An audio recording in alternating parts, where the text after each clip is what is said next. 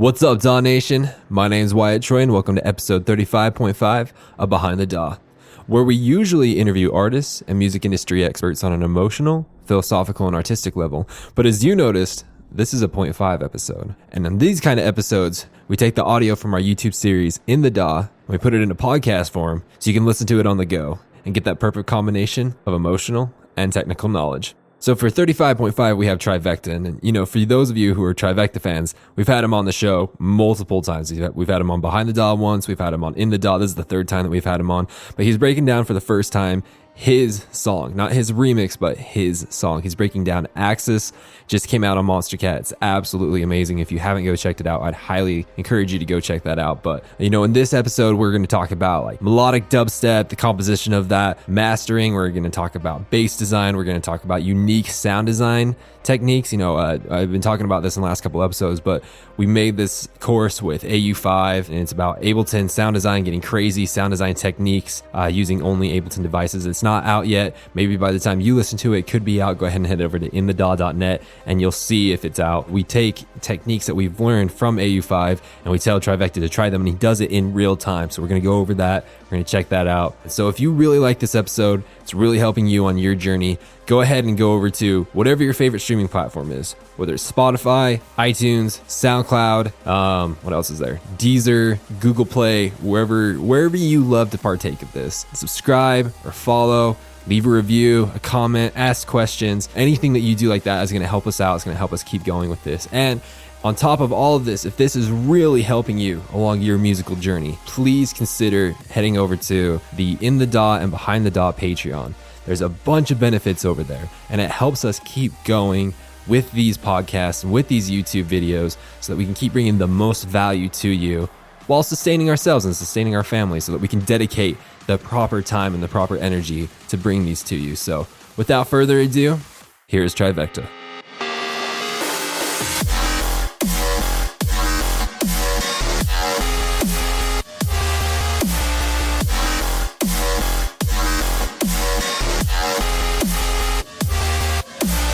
I want to welcome everyone to this week of In the DAW. For the third time, we have the lovely Sam Dobkin, also known as Trivecta. How you doing, man?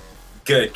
So good to have you. I see that you've grown a pair of glasses. That's lovely. How long have you had them? Oh, dude, yeah, I've had these for like years. I wear them all the time. I guess I just didn't wear them for the last ones. That's so fantastic, dude. What's been up since the last time you've been on the show? Not much. Just making a lot of music and playing shows. I did a run for with Kill the Noise in different little spots around the country, and actually just got back from Red Rocks doing the whole thing with the Millennium Band, and did a set there, and spent a week up there rehearsing and getting to know everybody. All that whole sort of most of that scene was all kind of in Denver for last week. It was really magical. It was really cool. Got to give two shout outs to our two sponsors this week. First off is East West, and here is a recorded sponsorship from them. This episode of In the DAW is sponsored by East West, who was kind enough to send over their Hollywood choir section.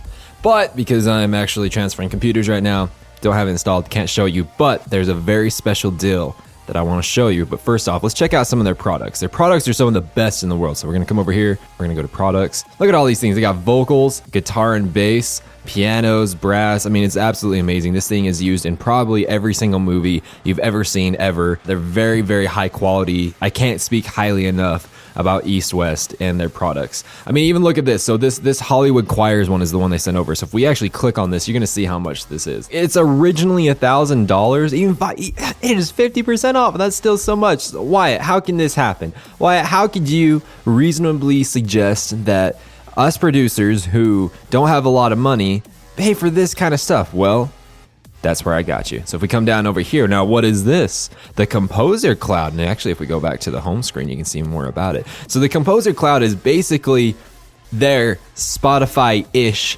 subscription service. So basically, they have all these products constantly updating, some of the highest quality in the world. All you have to do is sign up for that, which is $25 a month, and you get access to all of them.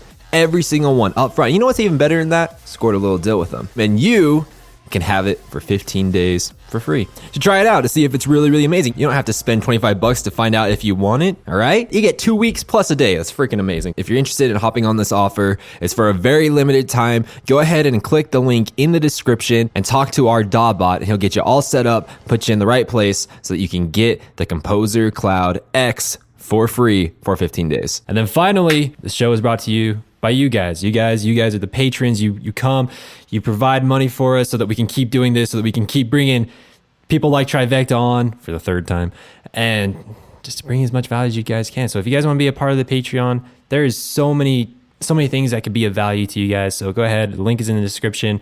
What questions you got for us, Sam, before we get started? I don't have as many questions as much as I have a funny story about the Zoom thing. Is that Wooly, you know Wooly, he uses Zoom a lot, and we did a Zoom session where we're working on a collab, and he had to go to a meeting, and I was like, dude, bummer, I want to work on the part of the song that you have the project file for, and I would like walk you through what I'm thinking here. Like I have some cool ideas, or I would at least bounce my ideas off you and see what you got here. But he had to go to some meeting, so we learned how to do the screen control thing. And then he left. And so basically just left me in control of his computer. And he even shut the door and like kept his cats in the room. So I would get like the full Wooly experience. So I'd like get like the cats walking on the keyboard. And it was too hard because the keyboard shortcuts wouldn't work though. I'd try like a keyboard shortcut and it would like load like Chrome or something and pull up his Facebook messages.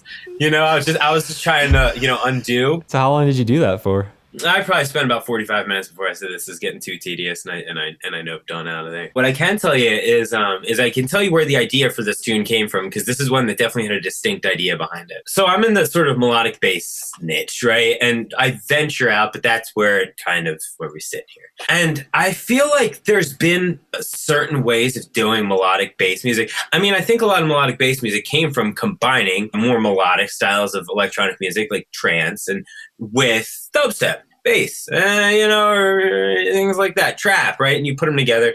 And I feel like the formula has stayed pretty similar for a long time. Like, and I'm guilty as anybody. I've like hammered on that same form to an extent of a certain way. Okay, we're going to do big trancey pads on the drop, and then we're gonna stick a bass wub in between and keep the drum groove and tempo like a dubstep song, right? And I have like trancey-ish breakdown and things like that.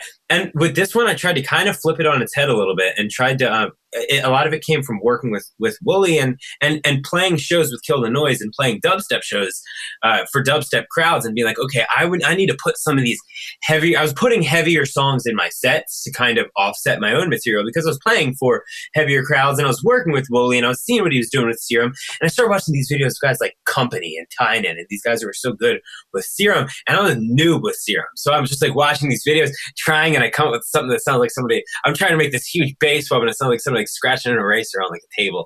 It's like, it sounds like flimsy, but I would keep doing it and keep hammering away. And then I started thinking, okay, could I combine like some of these trancey elements with dubstep elements in a different way? Could I maybe, I've spent all this time learning how to do it coming from the angle of the melodic guy making like heavier music. Maybe I should learn a little bit about making heavier music, like bass wubs and getting this drum sound like the dubstep guys are doing and things like that, because it pops. And then make a foundation like that and then bring in the melodic elements, which is something I never really do. And I feel like a lot of melodic bass guys come from the angle I was coming before, doing melodic and adding bass elements. And that's kind of where this came from, was kind of flipping that on its head and trying to create something that had the headbanging structure of something that is primarily focused on bass wubs and almost that Brittum kind of kick under the snare thing that comes in halfway through, but offsetting the ends of the phrases with super melodic elements. That's kind of where the idea came from there. Was Trivecta episode 1? It's all of our anniversary with this because you were the first person and we started it. It's been a year now, so thank you, man. That's what I'm talking about. Mr. Plier, what do you got for us? Well, one of the many things I really liked about the drop was the contrast between, because it kind of comes in like waves almost, like it hits you, then there's a gap, and then it hits you, then there's a gap. I thought it was a really nice like contrast between everything happening and then it all sort of disappearing briefly, but it doesn't all disappear. So is there, like, how did you kind of control that? Did you cut the reverb on some layers and then keep the reverb on other layers, or? Dude, let's check it out. That was that was kind of neat. I was really trying to go for some open space there, and I think that those little silent spots can really help create a pocket. It can get kind of dry in a recording, but when you play it live, I think it fills that space naturally, just the, you know, natural room ambience and things like that. So you're talking about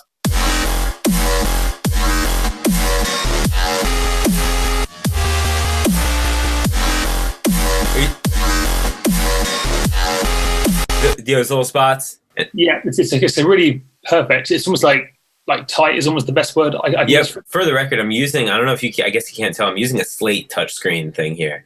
So you might see my hand going all the way up and down. It's kind of neat. What? It's just, you're touching the screen right now? Yeah. I'm like, yeah. My hand. I don't know how I can show you because you're like looking at me. But yeah, I'm like, yeah. That's so cool. You can see here, those guys were chopped to audio. This guy was a little disorganized here. Maybe I had it. Oh, yeah. So you go into like leads.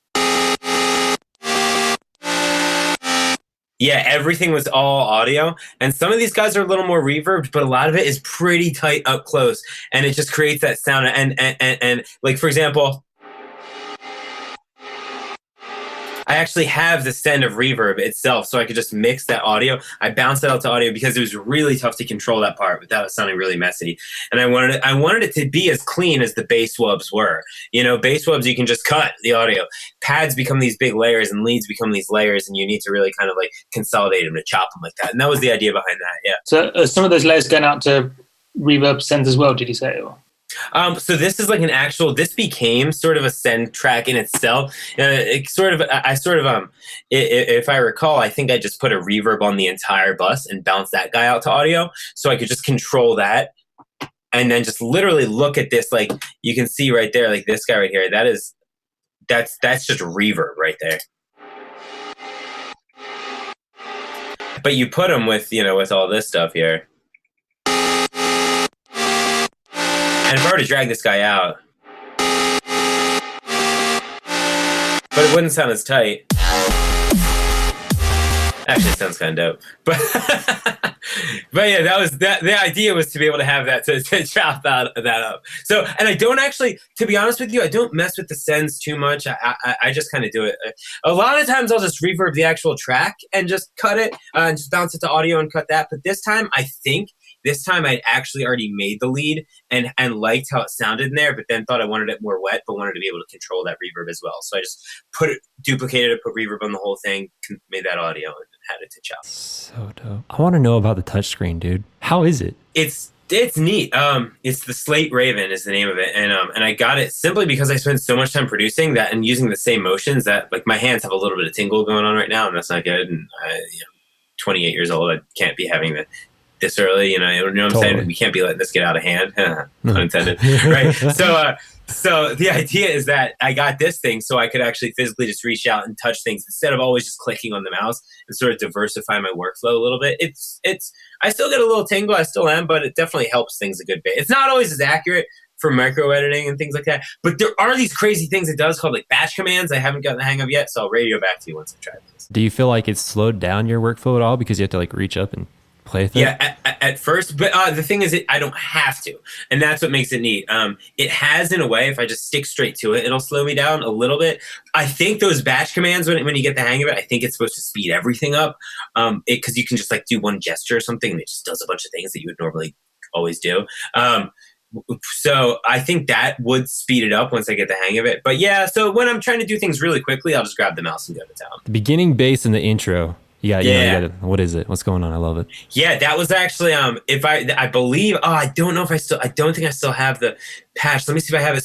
So when I realized I wanted to make a track that was kind of like sort of I'm looking for, coming from the world of more bass music, dubstep stuff, and introducing melodic elements, that's where I realized, all right, I spent a lot of time learning Serum because I'm like a hack at Serum. That was actually a Serum patch, and it was like, I think it's audio now.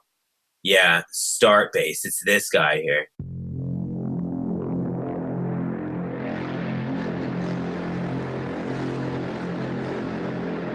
And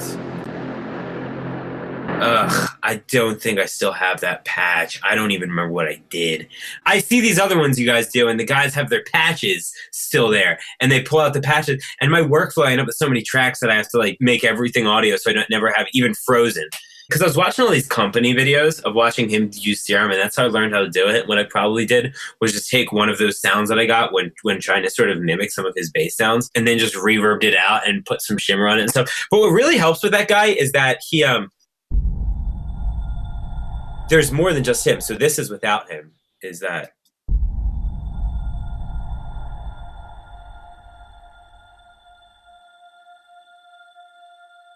So he sounds cool by himself.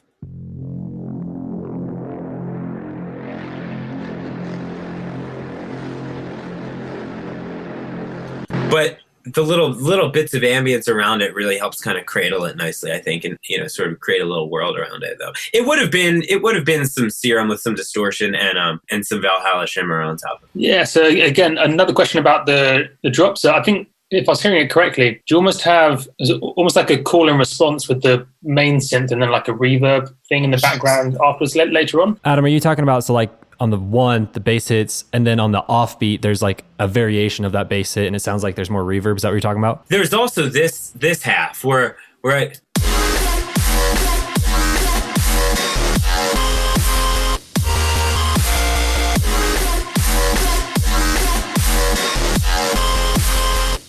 which is your typical kind of harmonize that guy higher and sort of make it feel like it's building. I try to get, that's something Wooly does real well. Get that kick drum under the snare drum and get it really kind of pulsing like that. It's hard to mix that properly, but yeah, and I have this reverby kind of bass in there too now. I think he ended up as audio too, wasn't he?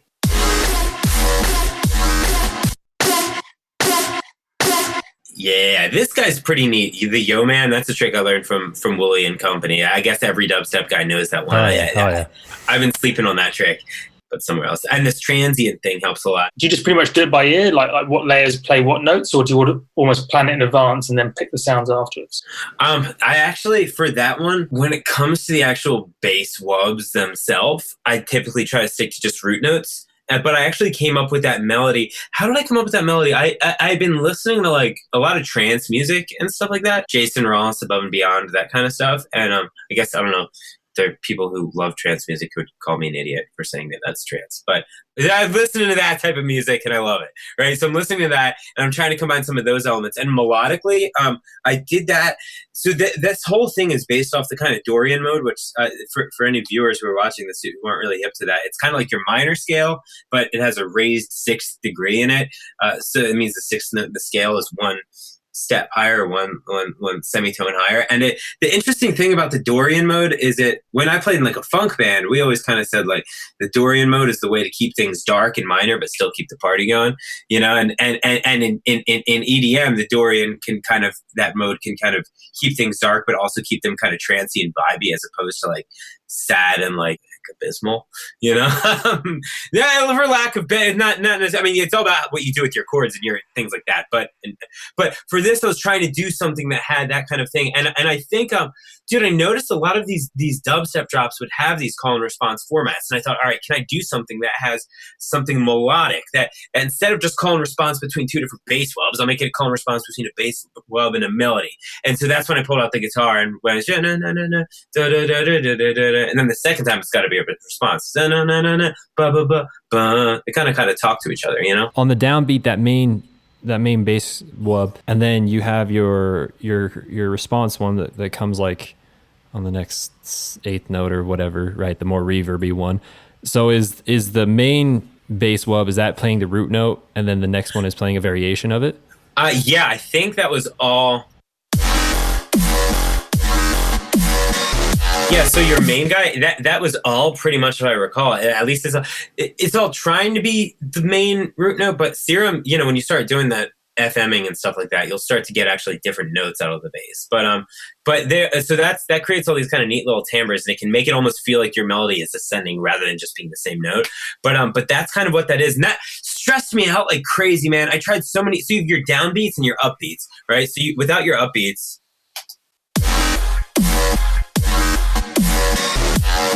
And I was actually listening, everybody's listening to that guy 1788L that everybody's jumping onto, and I was trying to and I was listening and trying to kind of see what was what I liked about it that was kind of fresh about it, and it was that bass sound. And I kind of failed when making a bass sound that was kind of like that.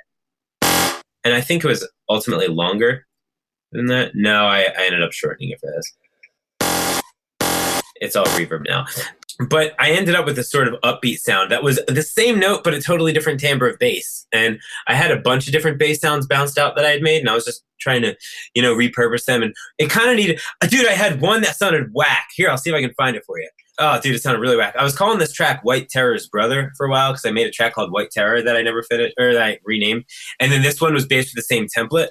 So I think it's probably called White Terror's Brother. Yeah, let me see.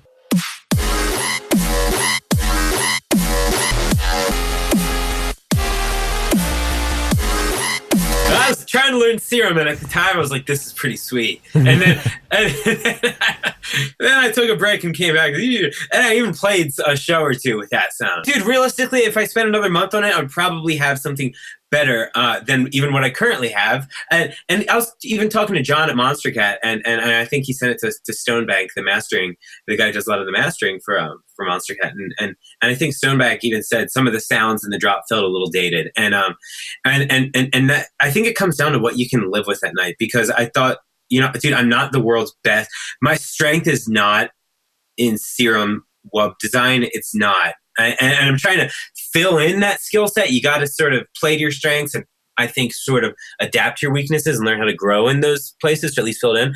But I'm not the world's best with that. And I think I just learned, I can sleep at night knowing that the sounds might feel a little dated, maybe not pushing the envelope in those bass webs there, but they get the idea across. And I think the concept was fresh. I think the concept and the way of putting bass and trance in this tune felt fresh, and so I could live with that. And I think another interesting thing, point about this whole song is this isn't my tightest mix down. It's not my it's not my most complex sounding song, and it might not all have all the ear candy some of my other tracks have.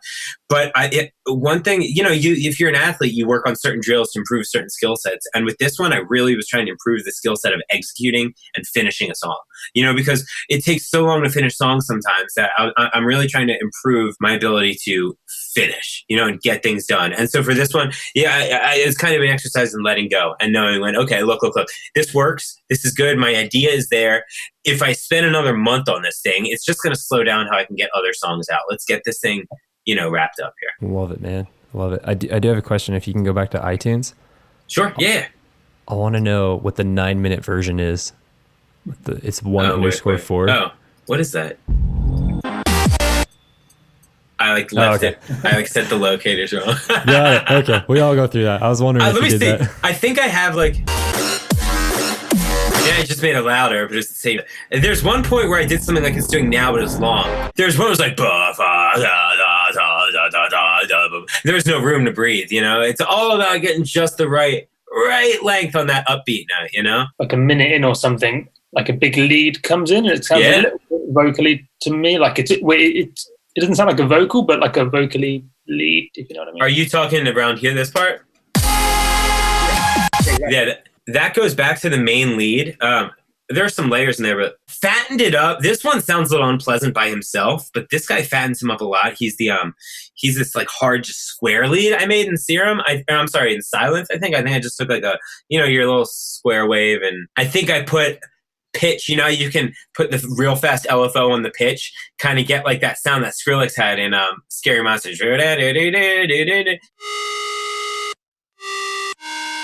He sounds pretty weak by himself, but he thickens up.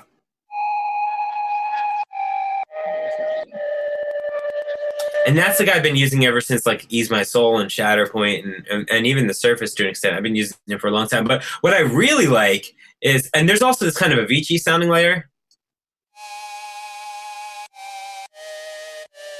which is basically it's like Nexus. And I think I pulled it up here for a harmony. Yeah.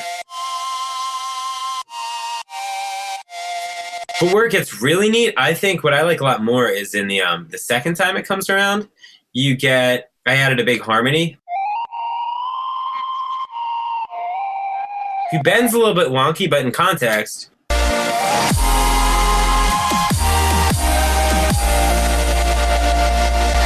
it almost every time I hear it, it reminds me of like the little whistle in the Titanic, the little like pan whistle sound. But it's just a great movie with a great score. So I'll take that as like a self compliment. But yeah, that's the idea there. Yeah. And those all go into, I actually think that's when I think I can show you. I think they all still have the LFO on it. Because obviously that whole bus, like LFO's out.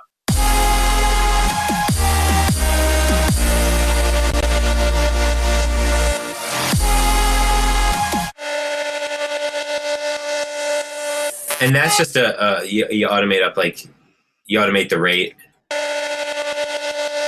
And also the volume of the actual effect. So here, the effect is actually going here, but you don't hear it because the volume of the actual effect is down.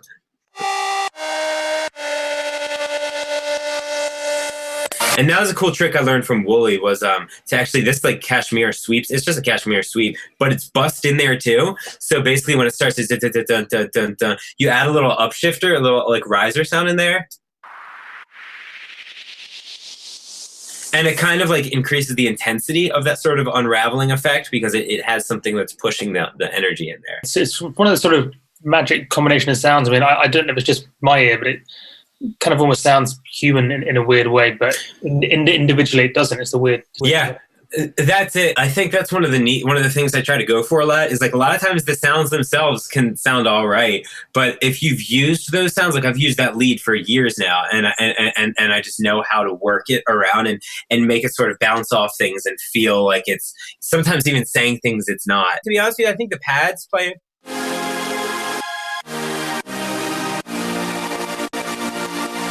The pads help that too. The way it plays off the pads, some of these layers here. Very.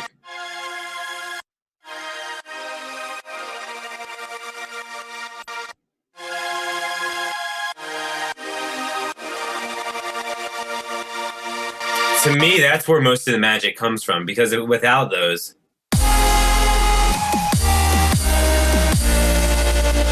bring it back. It's subtle, but suddenly it's taken you somewhere rather than just being notes, you know? In the drop, when you do on the response part, you kind of have that super saw-ish sound. Is that still, do you still have like the same sound design techniques as far as super saws as you have with the other episodes that we've done? Like, has that changed at all? Yeah, it has changed. It's kind of always changing. For that, one thing that I've been doing lately with that, because I am trying to get away from the same old saws here and there. Are you talking about in the drop, you're saying? Yeah, that's actually a totally different saw than I usually use. When I start talking to the dudes who do dubstep real well, I start to realize like there's all these things I've been sleeping on. Like you guys probably know, currently the Virtual Riot Serum Pack is like the money. Yeah, so I didn't know this, so I got it, and there's this one saw patch called Biggest Saw Stack, and it's super malleable. It's got these macro knobs where you can shape it and do some really neat things with it, and it sounds fat. It doesn't necessarily pull you away and take you somewhere, to me, like some of those Silent Anjuna style pads do. So that's something I'd never done before. There is this guy happening, which honestly doesn't even sound that great either. It's just this kind of like Nexus high thing. And together, it's honestly a little aggressive sounding. It sounds a little harsh and harsher than I would usually do it. But I kind of needed to this time around because I couldn't get it to respond to the basses and feel like it wasn't weak unless it was actually a little gritty. And I'm sure I could have done it more neatly. I'm doing more and more with using like white noise as the top. So just the very top feels nice and smooth, and by itself it sounds super weird. But I think if you get the whole saws, another different thing is I've been trying to really focus on with saws. I spent a ton of time trying to make my saws sound as big and strong and fat as they possibly could, without realizing that a lot of it kind of came from what your mid-bass layers were doing, and making sure that those mid-basses that support the saws were really tight. And if those are really tight and dialed in, your saws can just be icing sometimes, you know? And a lot of times people ask about saws, but I think a lot of times it's more about what the other things are doing, and the way you complement the saws. Maybe you add a vocal ambience in there, like Adam was saying, even like, you know, a lead that sounds like a vocal can suddenly sound, or a lead that even sounds remotely vocal, you can suddenly make all of the saws sound like they're speaking to you. And like the basses, like this guy. Which is this weird layer, but it just kind of does enough to kind of push those saws and make the saws feel like they're kind of moving. I noticed you bounce most things to audio, which I'm a huge fan of myself. Did I see some stuff was still in MIDI, or is that like a backup? Yeah, you probably did. A lot of times it is backup. Like a lot of times I'll keep my sub. A lot of times, like in this case, I'll have my sub out as actual audio by the end. And this one is actually, I told you, this is not the tightest track I've done. Lately, I've actually been sculpting some of my sub waves to actually, just by fades and things like that. But yeah, I'll leave things as MIDI. A lot of times, for example, say for the sub, if I want to go back in and change a couple notes and I want to just have that MIDI track there. And also, the worst thing, I'm sure you guys have run into this plenty of times, where you're working on a track and your chord, you want to change out a different chord, but your MIDI is gone from that exact instrument. So a lot of times I'll save the MIDI, or I'll keep it up here in like these bouncers. But yeah, I'll keep, it looks like the pads all became, but yeah, I'll keep them a lot of times to draw from and have them to sort of pull from and reshape into different things.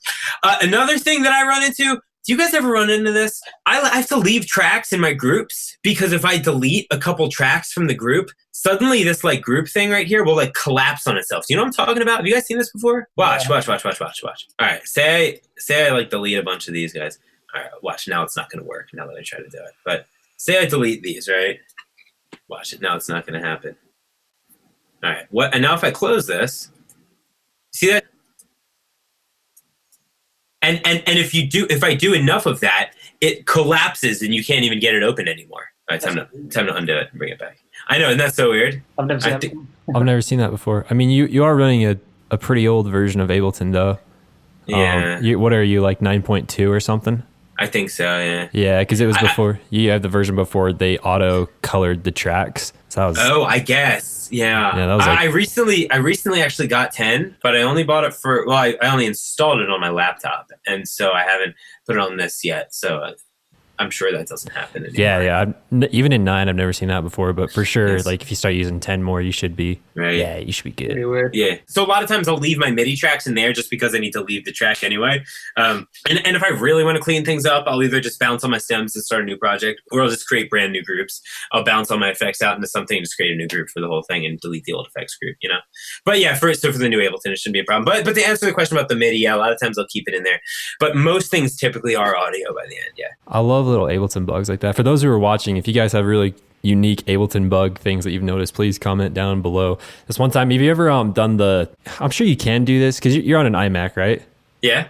I don't know if you can do this on an iMac, but I'm sure you can, but I don't know how. But on laptop, if you have your 3 fingers on the trackpad and you flip up, and then all the applications just kind of like go up. So one time I was doing that, and so I had Ableton open, and I had a Max for Live device on my chain, like right down in the left corner, like how you have like where your audio effect things are right there. Anyways, Sure. And so my Ableton went one way, and my Max for Live device went the other, and it was the crazy, like it's never happened since. It was the coolest thing ever. I love little bugs like that. Sticky clips is one. You guys know the sticky clips? When you drag a clip into Ableton, like it's just stuck to your cursor, and you move your cursor around. Do you know what I'm talking about? Yeah. And you just have to restart the whole program. I hate that. It ruins my whole session. I'm like on a roll, and I'm going, and then that happens, and What's the weirdest thing that you've seen, Adam, as far as bugs? I don't think I've had too many bugs. Strange. Apart from Max for Live just having a complete mind of its own in terms of like the audio it sends out. I don't know if it's an inherent problem with Max for Live, but the timing just always seems wrong. Or if it's the way people are designing the patches sometimes. Another thing that's kind of neat that I picked up from Adam, from Wooly, I've worked myself into a corner with this, so I don't know how much I'll keep doing this, but he'll do this thing. Dude, his tracks are so loud, and there's like the loudness for it and everything, and I don't know, I like to know that I can get my tracks as loud as I want, and then be like, all right, okay, maybe we don't want it that loud. But, that feeling of consistently wanting it to be louder it can cause you to do some crazy things, and that'll mess your track up. So having that confidence and knowing you can get there, I think helps a lot. And then you don't always feel, it's like being a guitar player. If you're just trying to learn how to play fast, you're going to spam that all the time. But if you know how to play fast, you're going to only do it when it's proper. So I learned from Adam how to make real loud is he'll take everything, and I think I did it with this one, kick snare. So pretty much everything. You have kick snare. and you just have that going on right there, and then music, which is everything else. And I have a little bit of mastering. I have Voxango Elephant on there right there that takes everything and just comes on at the drop, if I recall. Yeah. See, it triggers on at the drop.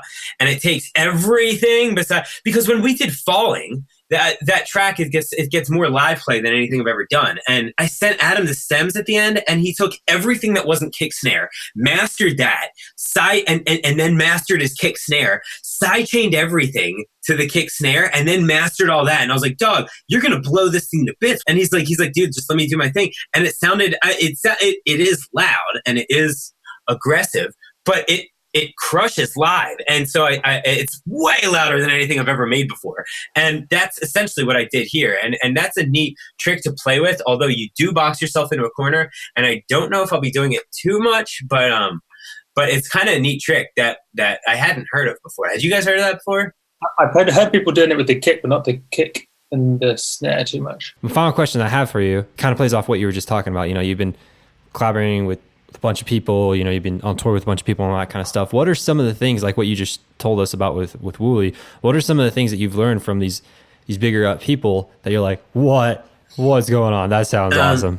A lot of the coolest things aren't even technical things like that. And a lot of the coolest things are more things like, you guys ever talked to Jake to Kill the Noise before? The dude is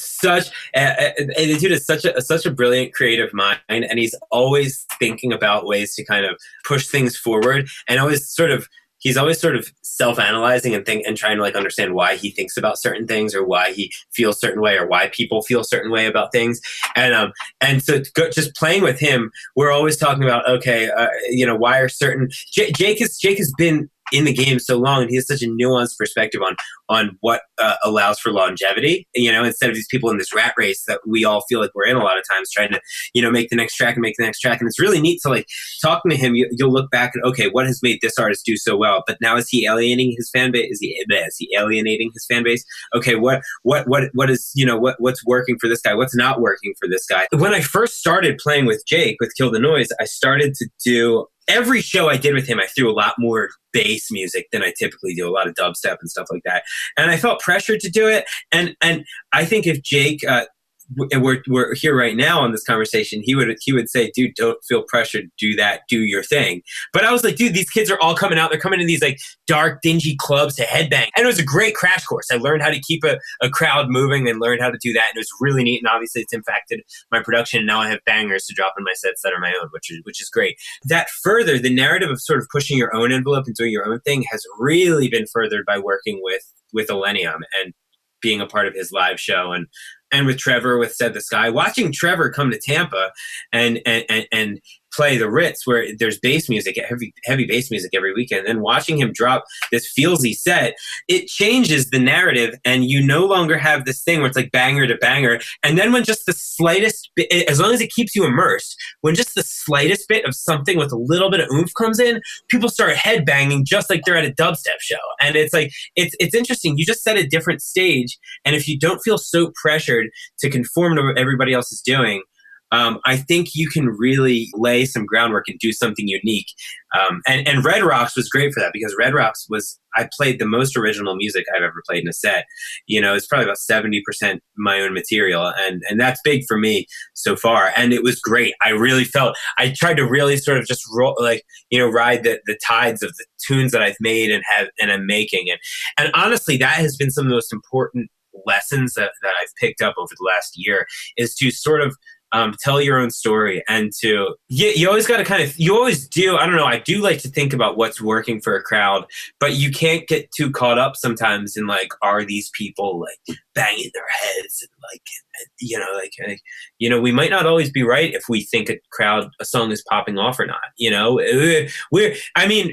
If I'm listening to a song that is a banger and I think it's super dope, yeah, sure, I'll be banging my head. Or if it's a funk tune, I'm gonna be doing some dance or something. But if it's something that's moving my heart and it's changing my life, I'm probably not doing anything with my body, because my emotions are taking over, and I'm this is incredible. And that's kind of been a really neat lesson is it from playing these shows, and especially doing the Illenium thing and playing Red Rocks, is during these people's life-changing moments, a lot of them aren't moving their bodies too much. And you might not think your track's popping off, but if you remember it popping off for you when you were making it, there's a pretty good chance it's popping off for some people. But you have to frame it right. You can't just be doing like banger, banger, banger, banger. Suddenly, okay, here's this lovey song that goes into a big dubstep drop again. We're just bangers all day. You need to, and that's what I love about trance music. And then we're coming right back around. I haven't even had coffee yet. That's what I love about trance music, is it winds you down. And like guys like Jason Ross and Above and Beyond will do these verses that wind you down, and then they give you this heart-stopping moment. And I think that's what I was trying to do a little bit of here in the beginning of this track.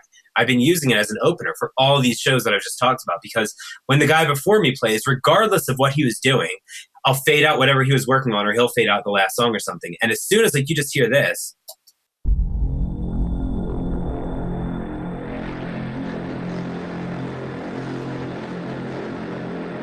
it just kind of sits there, and it's like, oh, okay, what's this? This is something different here, you know? You have a much bigger track count than most people do. Do you generally find it quite stressful having all those tracks, like almost like trying to keep organized, or is it almost more comforting having all that stuff that you've put in there? I like when I get it down to less. This is actually, it's like embarrassing. This is like less for me, actually. I've been working on getting better at it, but having it under 200 feels nice. I try to boil it down a bit, but this one I was trying to just wrap up quicker. I was trying to just get it done. Yeah, it is always a little frustrating dealing with all those tracks, but the interesting thing is you usually don't have too many happening at a time. A lot of them have their own purposes. You can kind of see that here. There's a lot happening in the beat drop. But a lot of those I think are even just muted clips too, from when I was like trying out different drum sounds and things. A lot of them are going, yeah, but little little loops and things like that. But there's never anything crazy, and you get the hang of it, especially if you're grouping things properly. You can go in and say, all right, okay, let me add my kick snare. Okay, is that moving? All right, and you can go in and as long as you can go between parts,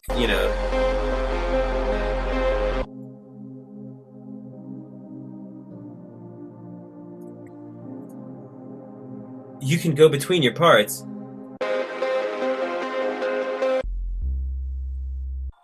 And as long as you can flip between your groups and you're grouping properly, I find it's not too much of an undertaking. Like after you feel like you finish the track, do you then go through layer by layer and almost like tidy it up and remix it again, or by the time you've finished, you're pretty much done? Yeah, no, you're dead on. And actually what I've been doing for a lot of tracks, I didn't do it for this one, is bounce it out to 15 to 25 stems and then just tighten that whole entire mix up in a totally new project. This guy I didn't do it for. I think some of the complex routing that I was talking about that Wooly got me interested in prevented me from being able to do that properly. So I just kind of bit the bullet and just did it here. But yeah, so I did exactly what you're talking about. I'll solo different groups and go, okay, do these sound okay by themselves?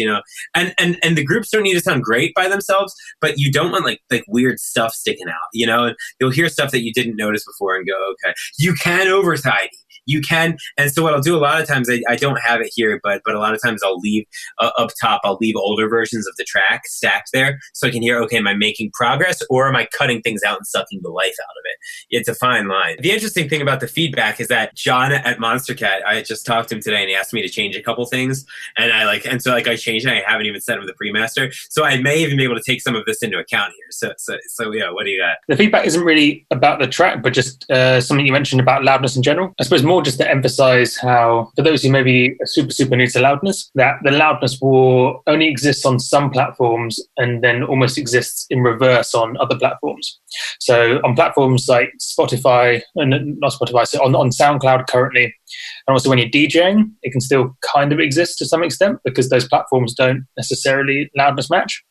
But Spotify, YouTube, iTunes, and even lots of DJs and DJ software currently anyway, actually does loudness match. So if you make your track louder than it needs to be, it's just going to get turned down. And then, so also about SoundCloud. So SoundCloud currently doesn't loudness match, but there are rumors that it will do at some stage. So it's kind of hard to know how to master your track for SoundCloud because currently it's still better to make it loud. They might retroactively almost kind of turn on loudness matching for tracks that have existed in the past at some stage in the future. So it's just super hard to figure out how loud to make your track. And then you've also got things like Beatport on their preview player doesn't loudness match. So lots of the top selling tracks on Beatport have been made too loud just so they sell tracks, but then that actually makes them worse in general. So whenever you're considering loudness, just try to think about all the different platforms and whether or not they loudness match. Because if they do loudness match, it's actually better to make a track quieter. That's a great point. It's interesting because one of my older tracks, a track called Labyrinth, is probably like my quietest track I've made. And I listened to it on Spotify last night compared to some of my other tracks, checking on the sound design, seeing where we were. And I was like, wait, this is louder than my other tracks are. But it's because they had loudness matched it to pull that baby up. Yeah. I went loud with this guy specifically because I made this track as like a foray into playing live. And I wanted to be able to mix this in between other dubstep tracks. I know that other guys get real quick at making streaming mixdowns as well. But I just had so much on my plate at the time that I was just like, let's just get this baby out. So I think this guy is destined to get yanked down a little bit on Spotify. It is definitely a big trade-off because if you want to optimize for playing live, you literally have to make it 6 to 8 dB louder than if you're optimizing purely for streaming. Right. Like if you look at all the big dubstep tracks on Spotify, if you actually look at the waveform that comes out when you hit play, it's literally like 8, sometimes even like 10 dB quieter than it needs to be. So all your drums are going to have 8 dB less punch potentially than they could do. But you kind of need to make it loud to work with the sound systems to be played live. So unless you want to make 2 or 3 different versions of your track, you're always going to be compromising. What a lot of people don't understand is that, especially in a lot of new producers, is when they come in, they're like, loud equals better. That's it, period. And then they don't go past that. So what we're talking about here, for those of you listening, is so if you picture a spectrum, and through post-editing, I'll put it on the screen. But on the right side, if you have loud, and on the other side, you're going to have the opposite of loud in this regard, which is dynamic, right? So the more loud you go, the less dynamics you have, and vice versa. So what is the benefit of having something dynamic? Why don't we just make everything look like a sausage waveform? Why isn't everything just like clipped all heck? You know what I mean?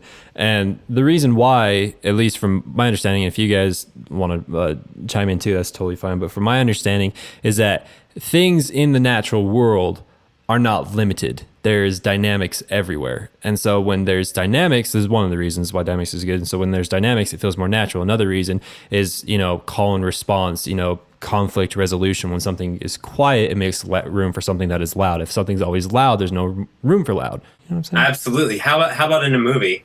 If you watch Game of Thrones, which is growing notorious for filming very dark scenes sometimes visually, compositionally, if you're watching a really dark scene and it's dark for a while, they're way north of the wall and all this stuff's going down, and then they cut to this like beautiful shot of, say, like King's Landing in the ocean, and it's all bright and everything like that. We've all had that feeling when we're watching a movie and go, man, that looks so nice. That contrast was so nice right there. And imagine a movie that's a war movie the entire time, real bright flashes and guns for an hour and a half. You're going to go crazy. You need that contrast. Loud is not always good. It can be, but it's not always. Dynamics, they're important. When you export your track, that's not what people are listening to. There's a whole bunch of stuff between you hitting export and uploading it somewhere and someone actually hearing it through their ears.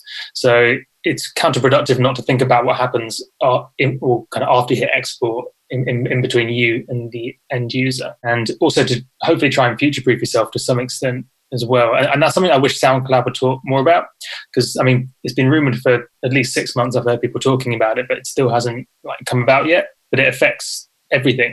It's just as soon as loudness matching happens, it will completely turn everything upside down in terms of what's best to do for SoundCloud. The advice I've given you on the last 2 episodes, you incorporated in this. So, dude, you're sick, dude. I think about things we've talked about. I do, man. I absolutely do. Yeah, good. That's dope then. Thanks. Good. Absolutely. So the workflow thing. So this is something that I struggled with for a really long time, and it was incredibly frustrating. And I can see that you're struggling with it too, is bouncing to audio and not having the original patch. It could do kind of what you did, where you copied it and you moved it and muted it, so it's just out of the way, but so you still have it.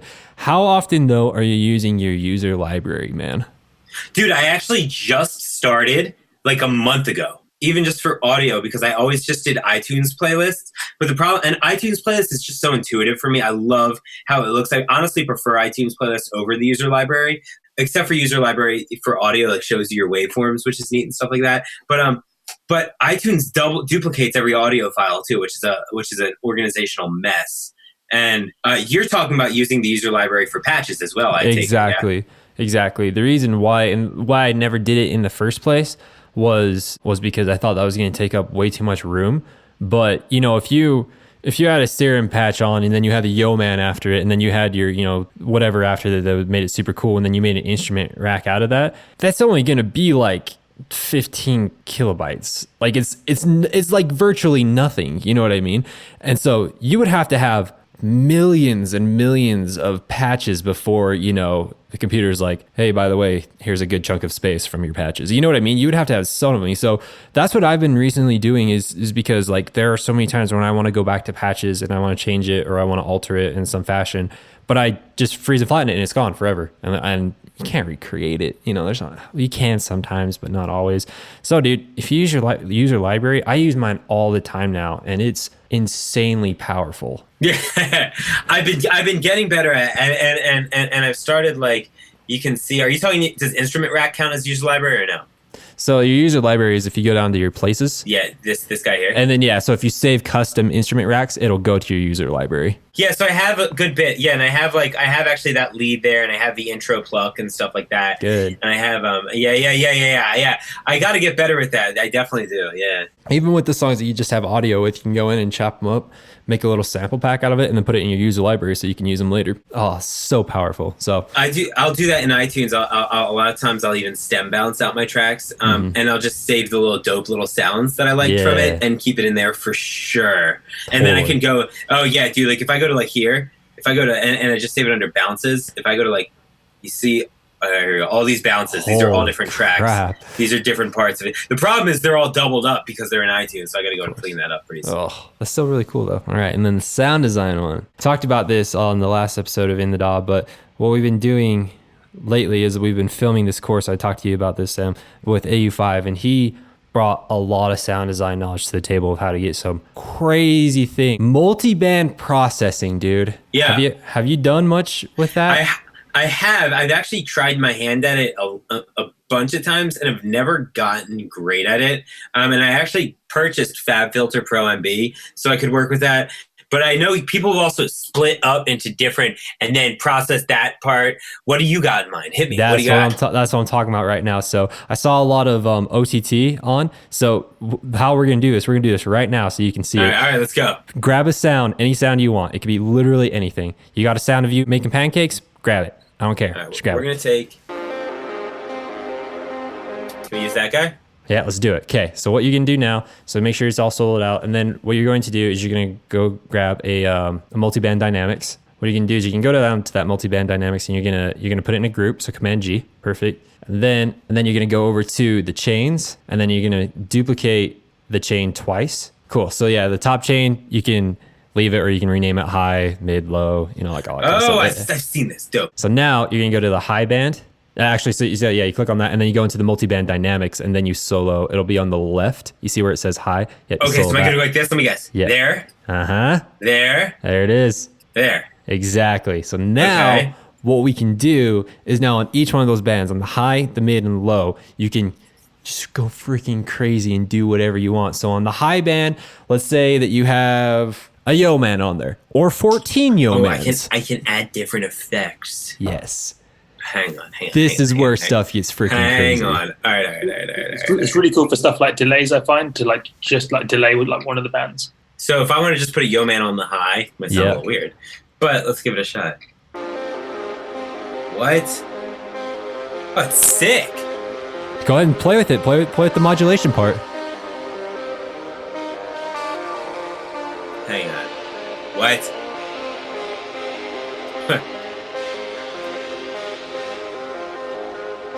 Wait. I mean, that's a little weird, but... Still. Wait, so like... What if I wanted to do like this? Would this be weird? Nothing is weird. Oh, too much.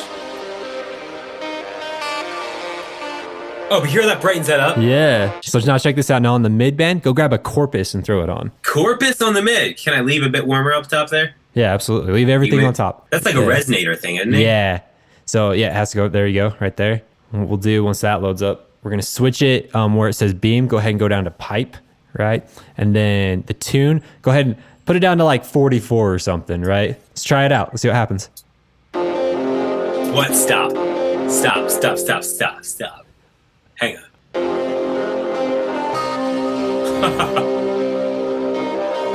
And then obviously you would want to go to hang on, and then I'm done. It would be what, a B flat or an A sharp.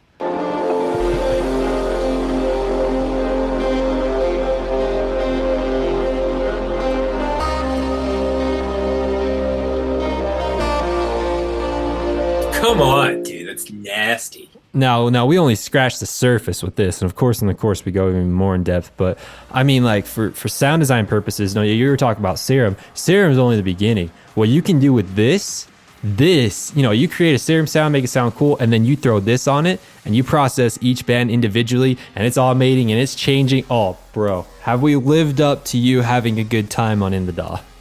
You guys always do. Come on, man. I try to play cool and like act like I don't want to do these too often, but I love it. You know what I'm saying? Yeah, you play hard to get, but I like the chase.